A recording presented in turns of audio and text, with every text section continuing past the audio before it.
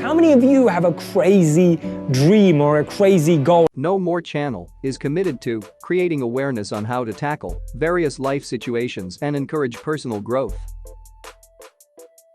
On this video, we see some very encouraging words of advice from the world's billionaires and motivators. I know nothing about technology. I know nothing about management. I know nothing about, but the only thing is that you don't have to know a lot of things. You have to find the people who are smarter than you are. For so many years, I always try to find the people smarter than I am. And when you find so many smart people, my job is to making sure the smart people can work it together. And then if smart people can work it together, it's easier. The vision they will believe. Because if stupid people can work it together easily, smart people can never work together.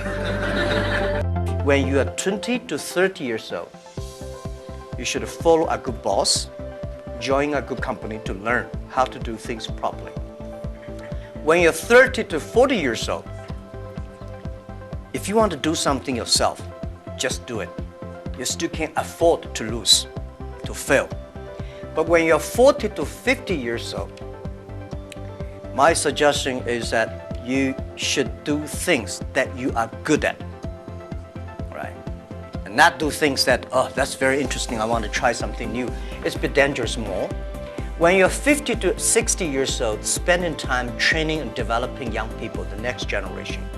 When you're over 60 years old, better stay with your grandchildren. I never thought I could be a CEO. I never thought later I'd become a good CEO. One of the things I learned is from teachers. As a teacher, very important the character of a teacher is the teacher always expects his students better. If you don't have this kind of thinking, it's a lousy, it's a terrible teacher. Wow, so as long as I'm trapped by what my parents think, I can actually never find the answers to the real questions of life. Most of us just throw ourselves into the deep end and then try swim and figure it out. The problem is we all went to normal schools that try to put stuff in us rather than take stuff out of us. You know, you were told at school that you weren't very good and you weren't good at English, and now you have a New York Times bestseller, right? Yeah. And it's like no one noticed that potential inside you. No one noticed that, oh, Lewis was really creative. And you're not the only person. There's so many people who feel like that. So the modern schooling system didn't extrapolate your self-actualization, your element, and just try to put maths, English, science inside. So the point is that you're trying to get to such a strong foundation that when you interact in the world, you're going with a sense of strength, fuel, energy to make a difference. Rather than going into the world and then going, oh my God, where am I, trying to figure it out. People were so far removed from their own understanding of themselves that they were either lost living a life they didn't want to, lost living up to someone else's expectations, or lost becoming someone to impress someone else. You don't try to build a wall. You don't set out to build a wall. You don't start there. You say, I'm going to lay this brick as perfectly as a brick can be laid. There will not be one brick on the face of the earth that's going to be laid better than this brick that I'm going to lay in this next 10 minutes. You do that every single day, and soon you have a wall. It's difficult to take the first step when you look how big the task is. The task is never huge to me. It's always one brick. Me too. What happens is we make the situation more complex. You know, the normal among us make it more complex. This definition I can give you today is this. Success is all about self-expression. It's about being who you want to be, doing what you want to do, going where you want to go. Because when it comes to your life, you are the boss, and you have a choice. In fact, you are who you are today because of all the choices that you've made in your whole entire life. But you know, as we're growing up, we have a lot of people who try to tell us how to make these choices. Our parents, our teachers, our bosses, our friends, even our neighbors. They try to tell us how to live our lives, what we should do, where we should go, how we should walk, how we should talk. But my question for you is this: if you're trying to be what other people want you to be, then who will be you? So the key to success is to stop conforming to other people's expectations and start performing to your own level of expectations. It's to believe in yourself. It's to know that what you want will eventually come to fruition as long as you believe it. You see, you have to have faith, and faith is knowing that what you want will eventually come to fruition as long as you believe it. And if you feed your faith, you'll find oftentimes that your fears will starve to death. Because if you believe in yourself, everyone else in the world will believe in you. School, I didn't have any dreams. The only goal my father had for me was to keep me alive, not dead till I reached the age of reason. He didn't know if that was 20, 30, 40, or ever. And I didn't really establish goals other than staying alive, because I got in a lot of trouble. When I was in the grammar school, I tried to kill my teacher, amongst other things. I got expelled, not from the school, but from the district. They wouldn't allow me to go to school in the district. And I've been arrested and in jail 5, 6 times. But then I went into the military, and that straightened me out and made a man of me. But your guy. What, And what did you learn from him? well, I learned that discipline, focus, honesty. The basic rules. Yep. So there were no dreams when you were young. If I leave here with anybody liking me, I failed. You understand what I'm saying? I failed. I'm not here to be your friend. You want a friend, go get a dog. I'm here to drag your sorry ass across the goal line, no matter what it takes. And there's no better on the planet than me at doing it, as demonstrated by all the tens of billions I've created. When I was... What is necessary? What's the best advice? How to do it? The best advice is find something you love, find something that can change 1 billion lives. Zuckerberg is a classic example. He changed more than 1 billion lives. Added value. Correct. Added value, change, you make 1 billion lives better, potentially. You may not get to 1 billion people, but potentially you can make 1 billion lives better, and the odds have just gone geometrically up for you to become a billionaire. And if not a billionaire, a whole bunch of money. Only 2 fears. Only 2. And if you're in sales, which you are, or even if you're not, life is about persuading people. Life is about influencing people. And fear is the invisible force that will make you ineffective at that. It will stop you. Now, I love J.K. Rowling as an example. I mean, we all know the Harry Potter series, but what a lot of people don't know about her, she talks a lot about fear. She struggled with major depression. Do you know she was unemployed, and she wrote the original idea for Harry Potter on a napkin while she was on state benefits? She was then rejected by 12 publishing houses. And this, by the way, was after she was divorced, bankrupt, and a single mom of a kid. Pushed herself, pushed herself, pushed herself. She talks a lot about fear and about failure. Well, you know, we know the moral of the story. She just kept going. Of course she was afraid. But she had the good kind of fear, not the bad kind of fear. Most people do a lot of talking and most people don't put in the effort. There's nothing you can accomplish in life with the right amount of work. The challenge is, you know, are you willing to do the work? And the reality is most people aren't, but that's the opportunity, right? It's like people you know at school. Most people are lazy, right? They barely get through it, and so that creates opportunity. I tell my kids that A, if they want something, they're gonna have to earn it. Yeah. And B, if they don't work hard enough to earn it, I'm gonna sell them off as medical experiments. That's the line in our house. right? I'm going to sell you off as medical expenses. And to help make the decisions. I do a lot of training for many corporations, and I conduct sales seminars, and I've heard all kind of guys doing techniques and training people techniques of how to close sales and how to work with and begin to control the sale and how to ask for the close. Let me share something with you. You can learn all the techniques in the world. If you don't believe in yourself, it won't happen for you. I learned all of it. So that's why I do a training called Focus on the Seller. You've got to focus on you. And as you convince you, as you sell yourself every day, you will begin to see a difference in the things that you're doing. Selling yourself on your ability to perform a job, to achieve a certain objective. Telling yourself every day, here I go again. And I got what it takes. This is my day, and nothing out here is going to stop me. What do I want? You must have some kind of vision for your life. Even if you don't know the plan, you have to have a direction in which you choose to go. I never was the kind of woman who liked to get in a car and just go for a ride. I had a boyfriend who would say, let's just go for a ride.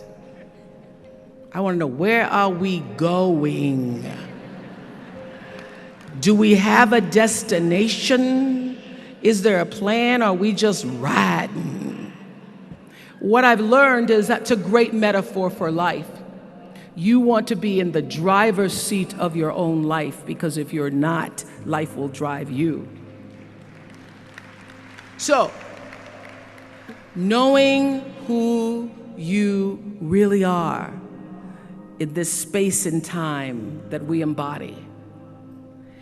That's number one. What do you want? Who are you? Number two, you must find a way to serve. Martin Luther King said that not everybody can be famous, but everybody can be great, because greatness is determined by service. I'm given so much money to talk about success, and I give it to charities, but I love talking about success. Frankly, I like talking about success much more than politics, right? But there are a few things when you're talking about being successful, and I say it, and I say it, and it's never going to change. You have to love what you do. You're all young.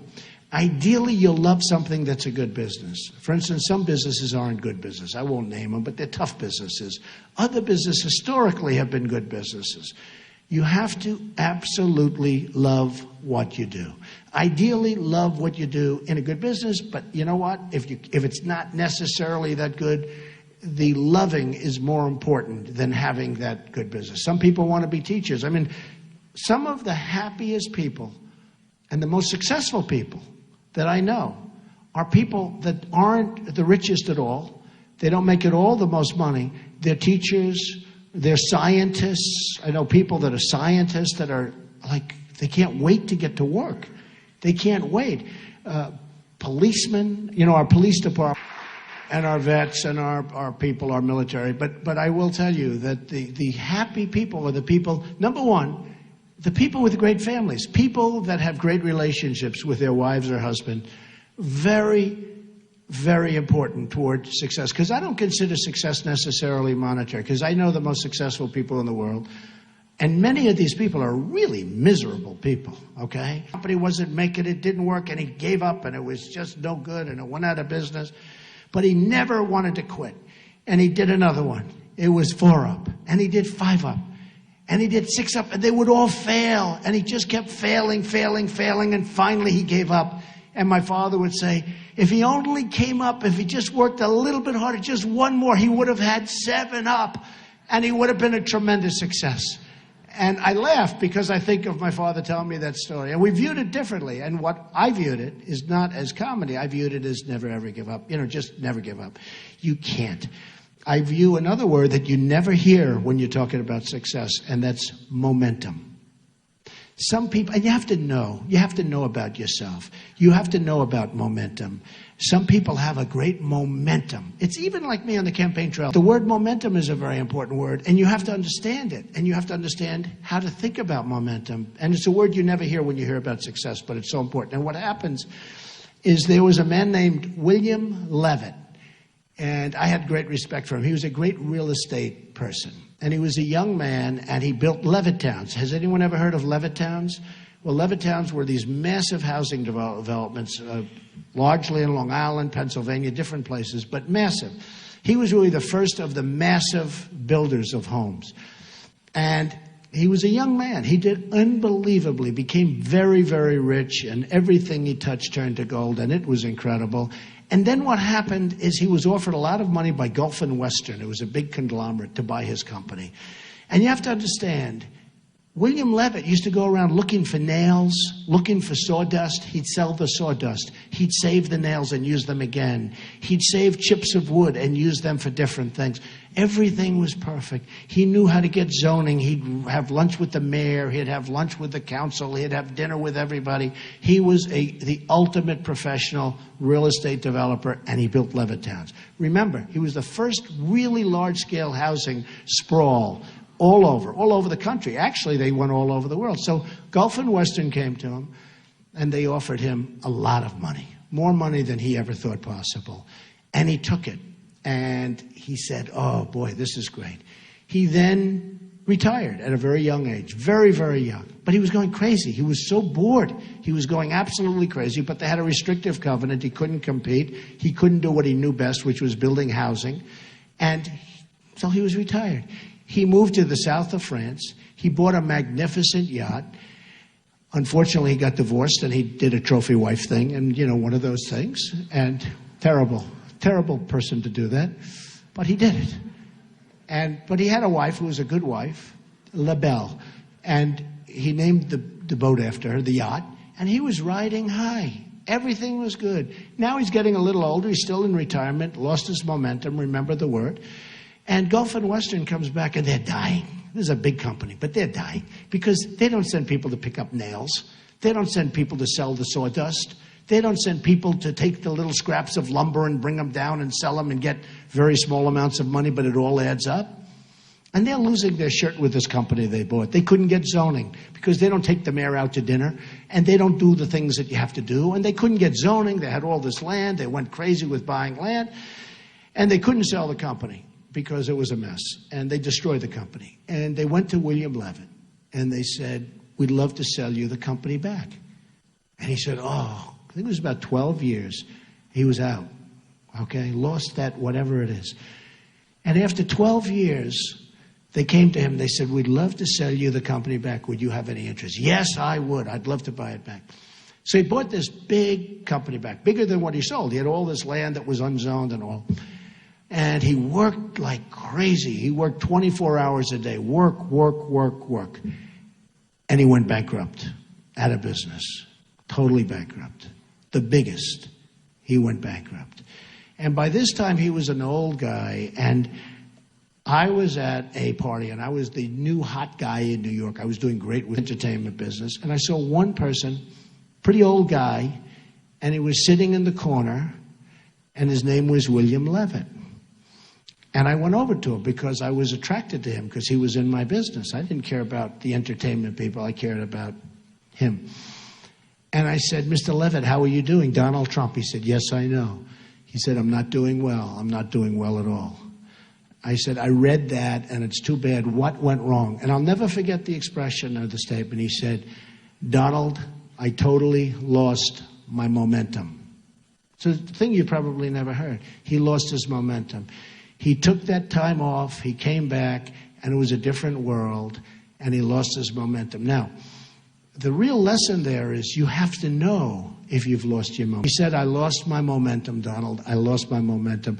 I've never, ever forgotten those words, and I've always remembered them. And what you want to do is you want to keep going. But if you think you lost your momentum, slow down and refocus on maybe something else. A lot of them in the most successful careers, successful jobs, beautiful partners, whatever it was. But I saw a sense of lack of fulfillment, meaning and purpose in their lives. And I've always been an observer, and I would see these people who are like 5 years older than me, 7 years older than me, maybe 10 years older than me. And I'd be watching them and go, is that the life I want? And often the advice I give to people today is fast forward where you are, look at yourself in 10, 15, 20 years' time and ask yourself the question, is that where I want to be? I think it's Thomas Edison who says, when you feel you've exhausted every option, remember you haven't. And Einstein said, if you judge a fish by its ability to climb a tree, it will spend its whole life believing that it's stupid.